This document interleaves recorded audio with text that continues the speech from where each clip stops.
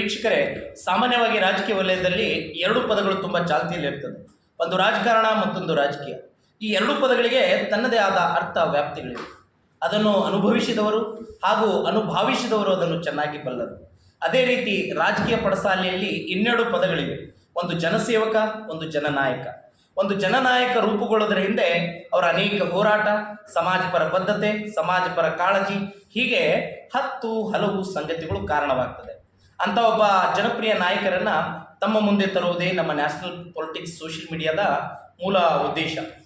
ನಮ್ಮ ಇವತ್ತಿನ ಸಂದರ್ಶನದಲ್ಲಿ ಇಂಡಿ ತಾಲೂಕಿನ ಮಾಜಿ ಸರಳ ಸಜ್ಜನ ಪ್ರಾಮಾಣಿಕ ದಕ್ಷ ರಾಜಕಾರಣಿ ಹಾಗೂ 3 ಬಾರಿ ಇಲ್ಲಿಯ ಒಂದು ವಿಧಾನಸಭೆ ಸದಸ್ಯರಾಗಿ ಆಯ್ಕೆಯಾಗಿ ಜನಮಾನಸದಲ್ಲಿ ಬಹಳಷ್ಟು ಪ್ರೀತಿಯನ್ನು ಗಳಿಸಿದ್ದಂಥ ಸನ್ಮಾನ್ಯ ಶ್ರೀ ರವಿಕಾಂತ್ ಪಾಟೀಲ್ ಸಾಹೇಬರು ಹಾಗೂ ಈಗಿನ ಭಾರತೀಯ ಜನತಾ ಪಾರ್ಟಿಯ ಪ್ರಮುಖ ನಾಯಕರು, ಮುಂಬರುವ ವಿಧಾನಸಭೆ ಚುನಾವಣೆ 2028 ಭಾರತೀಯ ಜನತಾ ಪಾರ್ಟಿಯಿಂದ ಪ್ರಬಲ ಆಕಾಂಕ್ಷಿಯಾಗಿ ಕೂಡ ಕ್ಷೇತ್ರದಲ್ಲಿ ಅವರ ಹೆಸರು ಕೇಳಿ ಬರ್ತಾ ಇದೆ. ಆ ಒಂದು ಉದ್ದೇಶದಿಂದ ಸವಿಸ್ತಾರವಾಗಿ ಅವರ ಜೊತೆ ರಾಜಕೀಯ ವಿಚಾರಧಾರೆಗಳು ಹಾಗೂ ಮುಂಬರುವ ದಿನಗಳಲ್ಲಿ ಪಕ್ಷ ಅವರನ್ನು ಟಿಕೆಟ್ ಯಾಕೆ ಕೊಡಬೇಕು, ಈ ಕ್ಷೇತ್ರದಗೋಸ್ಕರ ಅವರು ಏನು ಯೋಜನೆಗಳನ್ನು ಹಾಕಿಕೊಂಡಿದ್ದಾರೆ ಅನ್ನೋದ್ರ ಬಗ್ಗೆ ಸವಿಸ್ತಾರವಾಗಿ ಮಾತನಾಡಲು ಮಾನ್ಯ ಜನಪ್ರಿಯ ಮಾಜಿ ಶಾಸಕರು ಸನ್ಮಾನ್ಯ ಶ್ರೀ ರವಿಕಾಂತ್ ಪಾಟೀಲ್ ಸರ್ ನಮ್ಮ ಉಪಸ್ಥಿತಿಯಲ್ಲಿದ್ದಾರೆ. ಇವರಿಗೆ ನಮ್ಮ ನ್ಯಾಷನಲ್ ಪೊಲಿಟಿಕ್ಸ್ ಸೋಷಿಯಲ್ ಮೀಡಿಯಾದ ಪರವಾಗಿ ಹಾರ್ದಿಕ ಸ್ವಾಗತ ಸರ್. ನಮಸ್ತೆ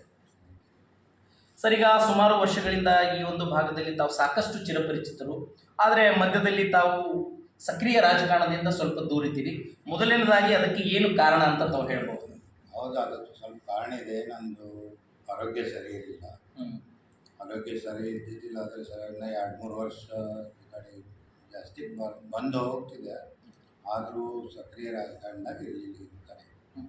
ಈಗ ಮೊದಲನೇದಾಗಿ ತಮ್ಮ ಅಭಿಮಾನಿಗಳಿಗೆ, ತಮ್ಮ ಕ್ಷೇತ್ರದ ಜನರಿಗೆ ಈಗ ಆರೋಗ್ಯ ಯಾವ ರೀತಿ ಸುಧಾರಿಸಿದೆ? ಈಗ ಆ್ಯಕ್ಟಿವ್ ಆಗಿ ರಾಜಕಾರಣದಲ್ಲಿ ಇರ್ತೀರಾ? ಹೌದು, ಈಗ ಆ್ಯಕ್ಟಿವ್ ಆಗಿ ರಾಜಕಾರಣದಲ್ಲಿ ಇರ್ತೀನಿ. ಈಗೇನು ಸಮಸ್ಯೆ ಇಲ್ಲ, ಈಗೆಲ್ಲ ಸರಿಯಾಗೈತಿ. ಈಗ ಈ ಒಂದು ಇಂಡಿ ವಿಧಾನಸಭಾ ಕ್ಷೇತ್ರದಲ್ಲಿ ತಮಗೆ ಒಂದು ಪ್ರೀತಿಸುವಂಥ ಅಪಾರವಾದಂಥ ಒಂದು ಅಭಿಮಾನಿ ಬಳಗ ಇದೆ. ಅದರಲ್ಲಿ ಜನರಲ್ಲಿ ಒಂದು ಕೊರತೆಯೂ ಕೂಡ ಇತ್ತು. ಒಂದು ಬಾರಿ ತಾವು ಕಳೆದ ಚುನಾವಣೆಯಲ್ಲಿ ತಾವು ಜಾತ್ಯತೀತ ಜನತಾದಳಕ್ಕೆ ಸಪೋರ್ಟ್ ಮಾಡಿದರೆ ಅನ್ನೋದು ಒಂದು ಕೊರಗು. ಮತ್ತು ಇದೆಲ್ಲ ಒಂದು ನೋಡಿದಾಗ ಈ ಬಾರಿ ತಾವು ಭಾರತೀಯ ಜನತಾ ಪಾರ್ಟಿಯಿಂದ ಪ್ರಬಲವಾಗಿ ಒಂದು ಆಕಾಂಕ್ಷಿಯಾಗಿದ್ರಿ. ಏನು ಇದಕ್ಕೆಲ್ಲ ಕಾರಣ? ಹೌದು, ಸರ್ದೆ ಟಿಕೆಟ್ ನಾವು ಬೇಡಿದೆವು, ಟಿಕೆಟ್ ನಮಗೆ ಕೊಡಲಿಲ್ಲ ಅವರು. ಆದರೂ ಕೆಲವು ಕಾರಣ ಹೇಳಿದ್ರು ಅವ್ರು ಯಾಕೆ ಟಿಕೆಟ್ ಕೊಡ್ತಿಲ್ಲ. ನಾವು ಸರಿಪಡಿಸ್ಕೊಂಡಿದ್ದೀವಿ ಸದ್ಯ. ಅದರಿಂದ ನಾವು ಬೆಳೆದು ಮಾಡಿದ್ರೆ ಕಾಂಗ್ರೆಸ್ಸಿಗೆ ಡಿಫೀಟ್ ಆಗ್ಬೋದು ಅಂತ ಹೇಳಿ ದಳ ಮಾಡಿದೆವು. ಆದರೂ ನಮ್ಮದೇನು ಕಾಸುಗಳು ಪಾರ್ಟಿಲಿ ಇಟ್ಟಿರು, ಅವ್ರು ಬಂದು ನಮಗೆ ಭೇಟಿನೂ ಆಗಲಿಲ್ಲ. ಭೇಟಿ ಆದ್ರೆ ನಾವು ಮಾಡ್ತಿದ್ದೆವು, ಅವ್ರು ಭೇಟಿ ಆಗ್ಲಿಕ್ಕೆ ತಯಾರಾಗಲಿಲ್ಲ. ಭೇಟಿ ಆಗಲಿಲ್ಲ. ಅವ್ರು ಆ ಕೆಲಸ ಈ ಕೆಲಸದಾಗ ಈ ಪ್ರಚಾರ ಆ ಊರಿಗೆ ಹೋಗಿದ್ದೀವಿ, ಅದರಿಂದ ನಾವು ದಳ ಪ್ರಚಾರ ಮಾಡಿ ಇದು ಕರೆ ಈಗ ಏನು BJP ಟಿಕೆಟ್ ಯಾಕೆ ಕೇಳಾದ್ರೆ, ನಾ 2008 BJP ಸದಸ್ಯ ಇದ್ದೀನಿ ಇವತ್ತಿಂದ ಪ್ರಾಮುಖ್ಯವಾಗಿ. ಅದರಲ್ಲಿ ನಾವು ದಳ ನಮಗೆ ಟಿಕೆಟ್ ಕೊಡ್ತೀನಿ ಅಂತ ಹೇಳಿದ್ರೆ ನಮ್ಮ ಪಟ್ಟೆ ಕೊಡ್ತಾರೆ, ನಾವು BJPದಿಂದ ನಿಂದಿರ್ತೀವಿ. ಸರ್, ಈಗ ಒಂದು ಕಡೆ ದಯಾಸಾಗರ್ ಪಾಟೀಲ್ ಅವರು, ಮತ್ತು ಇನ್ನೊಂದು ಕಡೆ ಕಾಸುಗೌಡ ಬಿರಾದರ್ ಅವರು, ಮತ್ತು ಇನ್ನು ಶಂಕರಗೌಡ ಅನ್ನೋರು ಈ ಒಂದು ಕ್ಷೇತ್ರದಿಂದ ನಾವು ಕೂಡ ಟಿಕೆಟ್ ಆಕಾಂಕ್ಷಿ ಅನ್ನೋ ಮಾತನ್ನು ಮೊದಲಿನಿಂದ ಒಂದು ಆ್ಯಕ್ಟಿವ್ ಆಗಿದ್ದಾರೆ. ಆದರೆ ಅವ್ರಿಗಿಂತಲೂ ತಾವು ವಿಶೇಷ ಆಗ್ತಿದ್ದೀರಿ, ಮತ್ತು ನಿಮಗೆ ಟಿಕೆಟ್ ಯಾಕೆ ಕೊಡಬೇಕು? ಭಾರತೀಯ 3 ಸಾರಿ ಪಕ್ಷೇತರ ಅಭ್ಯರ್ಥಿಯಾಗಿ ನಾ ಇಲ್ಲಿ ಆರಿಸಿ ಬಂದೀನಿ. ಜನರ ಆಶೀರ್ವಾದ ಮಾಡಿದ 3 ಸಲ. ಅದ್ರ ಜೊತೆ ಸಕ್ರಿಯ ಪೊಲೀಸ್ ತುಂಬ ನಮ್ಮ ಅಭಿಮಾನಿ ಬಳಗನೂ ನೋಡ್ತಿದ್ದೀವಿ.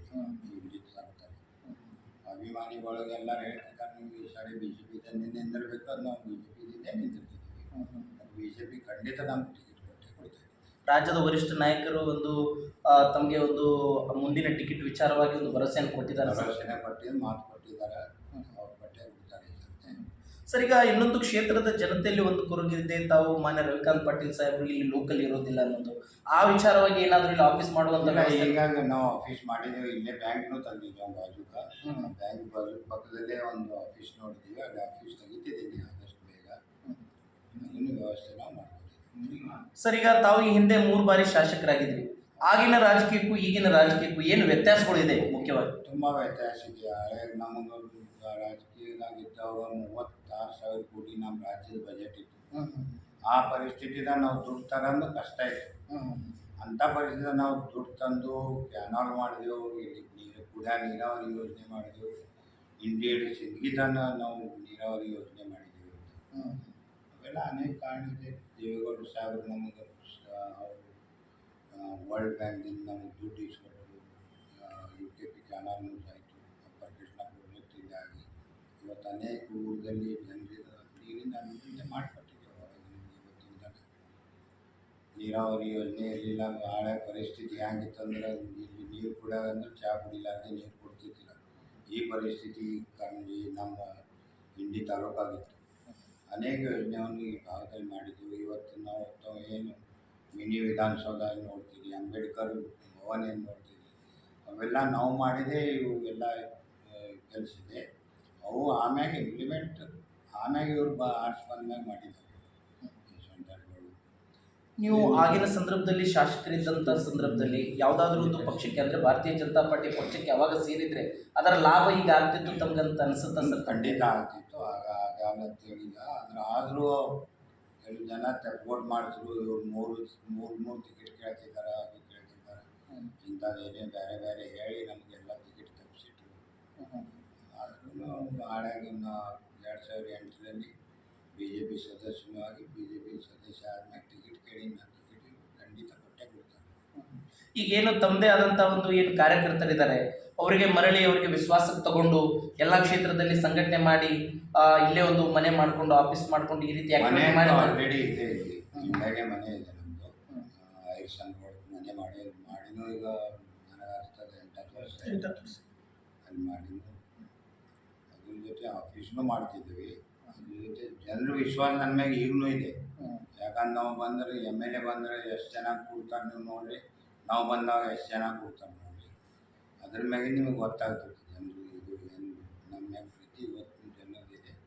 ನಮ್ಮ ಮ್ಯಾಗೆ ಪ್ರೀತಿ ಕಮ್ಮಿ ಆಗಿಲ್ಲ. ನನಗೆ ಯಾವತ್ತೂ ನಾವು ಇಡೀ ನಮ್ಮ ಇಂಡಿ ತಾಲೂಕಾಗ ಹೇಳ್ತೀನಿ, ಇಂಡಿ ಸಿಂದಗಿ 2 ತಾಲೂಕು ಇದ್ದಾವೆ. ನನಗೆ ರವಿಕಾಂತ್ ಪಾಟೀಲ್ ಯಾವಾಗಲೂ ಭ್ರಷ್ಟಾಚಾರ ಮಾಡಿದ್ರು ಅದೇ ದಿವಸ ನಾನು ರಾಜೀನಾಮೆ ಕೊಡ್ತೀನಿ ಅಂತ ನಾನು ಸ್ಪಷ್ಟವಾಗಿ ಹೇಳ್ತಿದ್ದೆ.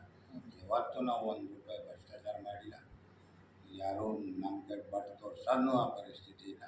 ಎಲ್ಲ ನೀವು ಅಧಿಕಾರಿ ಏನು ಪೊಲೀಸ್ ಅಧಿಕಾರಿ ಇರಲಿ, ಡಿಪಾರ್ಟ್ಮೆಂಟ್ ಇರಲಿ, ಈ ಯಾವಾಗೂ ಡಿಪಾರ್ಟ್ಮೆಂಟ್ ನಮ್ಮದು ನಮ್ಮ ರಾಜ್ಯದಲ್ಲಿ, ನಮ್ಮ ಜಿಲ್ಲೆಯಲ್ಲಿ ರಾಜ್ಯದಲ್ಲಿ ಯಾವ್ಯಾವ ಡಿಪಾರ್ಟ್ಮೆಂಟ್ ಆ ಡಿಪಾರ್ಟ್ಮೆಂಟಾಗ ನನ್ನ ಬಗ್ಗೆ ಕೇಳಿದ್ರೆ ಅವರೇ ಸ್ಪಷ್ಟವಾಗಿ ನನ್ನ ಬಗ್ಗೆ ಹೇಳೋದು, ಯಾರಿಗೆ ಕೇಳೋದು. ಸರ್, ಈಗ ನೀವು ಒಂದು ಶಾಸಕರಿದ್ದಂಥ ಸಂದರ್ಭದಲ್ಲಿ ಒಂದು ಅನುದಾನದ ಕೊರತೆ ಇತ್ತು ಅನ್ನೋ ಮಾತನ್ನು ತಾವು ಹೇಳಿದ್ರಿ. ಆದರೂ ಈ ತಾಲೂಕಿನಲ್ಲಿ ಏನೆಲ್ಲ ಒಂದು ಸಣ್ಣ ಪುಟ್ಟ ಕೆಲಸ ಕಾರ್ಯಗಳು ನಿಮ್ಮ ಕಾಲದಲ್ಲಿ ಆಯಿತು? ಅದೇ ಅನೇಕ ಕೆಲಸ ಮಾಡಿದೆವು. ಮಿನಿ ವಿಧಾನಸೌಧ ಹಳೆಗೆ ಸ್ಯಾಂಕ್ಷನ್ ತೊಗೊಂಡ್ಬಂದೆವು. ಅಂಬೇಡ್ಕರ್ ಭವನ್ ಸ್ಯಾಂಕ್ಷನ್, ಇಲ್ಲಿ ಏನು ಅಂಗಡಿ ಮಾಡಿದಾವೆ, ಇಲ್ಲಿ ಬಸ್ ಸ್ಟ್ಯಾಂಡ್ ಮಾಡಿದ್ದೀವಿ. ಅನೇಕ ಯೋಜನೆಯನ್ನು ಮಾಡಿದೆವು. ಅದು ಏನು ಒಂದು ಯೋಜನೆ ಅಂತ ಹೇಳೋಕ್ಕಾಗಲ್ಲ. ಯಾಕಂದ್ರೆ ಸಾಕಷ್ಟು ಯೋಜನೆ ಇಲ್ಲಿ ತಂದಿದ್ದೀನಿ ಹಳೆಗೆ. ಸರ್, ಈಗ ಕೊನೆಯದಾಗಿ ನಮ್ಮ ನ್ಯಾಷನಲ್ ಪೊಲಿಟಿಕ್ಸ್ ಸೋಷಿಯಲ್ ಮೀಡಿಯಾದ ಕಡೆಯಿಂದ ಈ ಇಂಡಿ ವಿಧಾನಸಭಾ ಮತಕ್ಷೇತ್ರದ ತಮ್ಮ ಎಲ್ಲ ಮತದಾರ ಬಾಂಧವರಿಗೆ ಮುಂಬರುವ ಚುನಾವಣೆ ವಿಚಾರವಾಗಿ ಏನು ಮನವಿ ಅಥವಾ ಸಂದೇಶವನ್ನು ಕೊಡಲು ಬಯಸ್ತೀರಿ?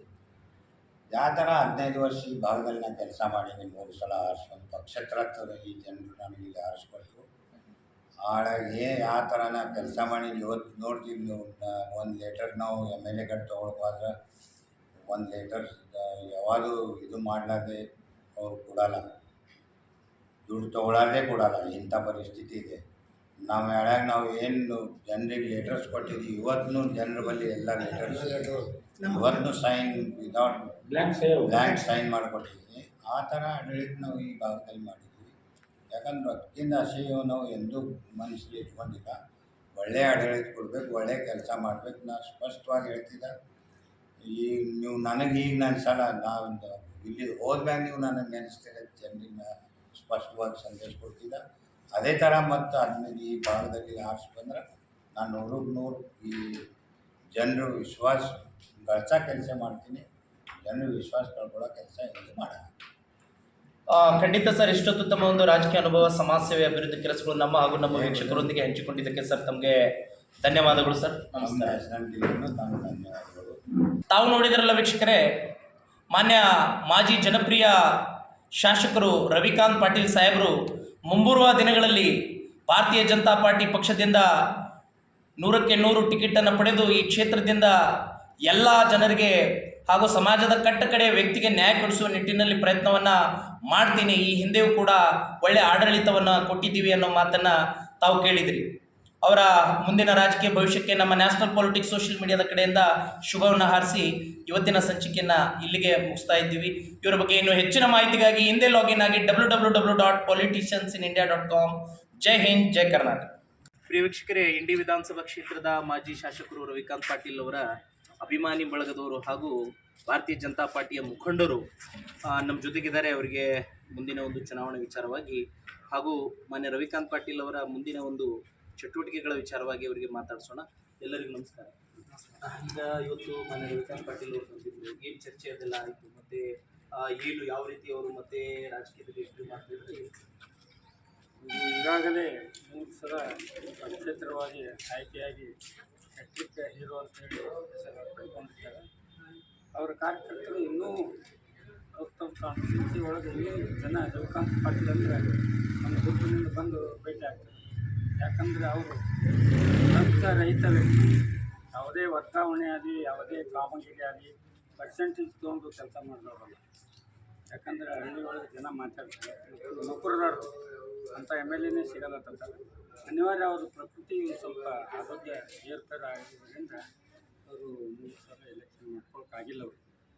ಈಗ ಮುಂದೆ 2028ರಲ್ಲಿ ಇಂಡಿ ವಿಧಾನಸಭಾ ಕ್ಷೇತ್ರದಿಂದ ಬಹಳಷ್ಟು ಜನ ಆಕಾಂಕ್ಷಿ ಇದ್ದಾರೆ. ಅದರಲ್ಲಿ ವಿಶೇಷವಾಗಿ ಭಾರತೀಯ ಜನತಾ ಪಾರ್ಟಿಯಿಂದ ರವಿಕಾಂತ್ ಪಾಟೀಲ್ ಅವರಿಗೆ ಟಿಕೆಟ್ ಯಾಕೆ ಕೊಡಬೇಕು, ಇದು ನಿಮ್ಗೆ ಒತ್ತಾಯ ಯಾಕೆ?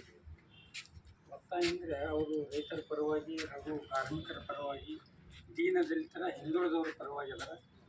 ಅಷ್ಟೊಂದು ಬಡವರ ಮ್ಯಾಗ ಅವ್ರು ಕಾಳಜಿ ಅದಾರ. ಯಾಕಂತಂದ್ರೆ ಇವತ್ತೊಂದು ಲಗ್ನ ಇದೆ ಸರ್ ಅಂತೇಳಿ ಅವ್ರ ಬಳಿ ಹೋದ್ರೆ ಅವ್ರಿಗೆ ಲಗ್ನ ಎಷ್ಟು ಬೇಕು, ಏನು ಬೇಕು ನೀವು ಕಲ್ಪನೆ. ಮತ್ತು ದವಾಖಾನೆಗಳು, ಸೊಲ್ಲಾಪುರದೊಳಗೆ ದವಾಖಾನೆಗಳಿಗೆ ಹೋಗಿ ಅಡ್ಮಿಟ್ ಆಗಿ ನಂದು 5 ಲಕ್ಷ ಬಿಲ್ ಆಗ್ಯದ್ರಿ ಸಾಹೇಬ್ರ ಅಂತಂದ್ರೆ ಫೋನ್ ಮಾಡಿ ಡಾಕ್ಟ್ರಿಗೆ ಹೇಳಿ ಆ ಪೇಷಂಟ್ ಡಿಸ್ಚಾರ್ಜ್ ಮಾಡಿ ಅವ್ರ ಮನೆಗೆ ಕಳ್ಸ್ಯಾರ. ಅವ್ರ ಅಮೌಂಟ್ ಸಹಿತ ಆ ಬಿಲ್ ಸಹಿತ ಅವರೇ ಕೊಟ್ಟರು. ಎಷ್ಟು ಹೇಳಿದ್ರು ವರ್ಣನೆ ಮಾಡಿದ್ರು ಕಡಿಮೆ. ಈ ರಾಜಕೀಯದೊಳಗೆ ಜನ ವಿರೋಧಿಗಳು ಇರ್ತಾರೆ. ಚಲೋ ವ್ಯಕ್ತಿ ಏನಾರೇ ಅಪಪ್ರಚಾರ ಮಾಡಿ ಹಿನ್ನಡೆ ಮಾಡಲಿಕ್ಕೆ ಎಷ್ಟೋ ಜನ ಅದಾರೆ. ಎಲ್ಲರೂ ನಮಗೆ ಇರ್ತಾರೆ. ಸ್ವಲ್ಪ ಅವರಿಂದ ಅನೇಕ ಕೆಲಸಗಳನ್ನು ಪಡ್ಕೊಂಡು ಇವತ್ತು ಕಾರ್ಯಕರ್ತರು ಕೆಲವೊಂದು ದೂರ ಆಗ್ಯಾರ. ಅಧಿಕಾರಿ ಇಲ್ಲ ಅಂತೇಳಿ, ಅಧಿಕಾರಿ ಇದ್ದಕ್ರೆ ಭಾಳ ಮಂದಿ ಬೆಲ್ಲ ಇದ್ದಕ್ರೆ ನೊಣ ಮುಗಿರ್ತಾವೆ. ಬೆಲ್ಲ ಇರಲಿಲ್ಲ ಅಂದ್ರೆ ನೊಣನೂ ಬರಲ್ಲ, ಏನೂ ಬರಲ್ಲ. ಹಂಗೆ ಅಧಿಕಾರ ಈ ಸದ್ಯ ಇಲ್ಲ ಅವ್ರಿಗೆ.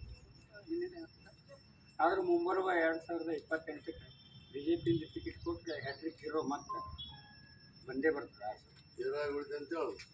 ಆದರೆ ಟಿಕೆಟ್ ಕೊಡಲ್ಲಿ ನಮ್ಮದೇ ಆದಂಥ ಜನಗಳು ಅವರು ಹಿನ್ನಡೆ ಮಾಡೋದು.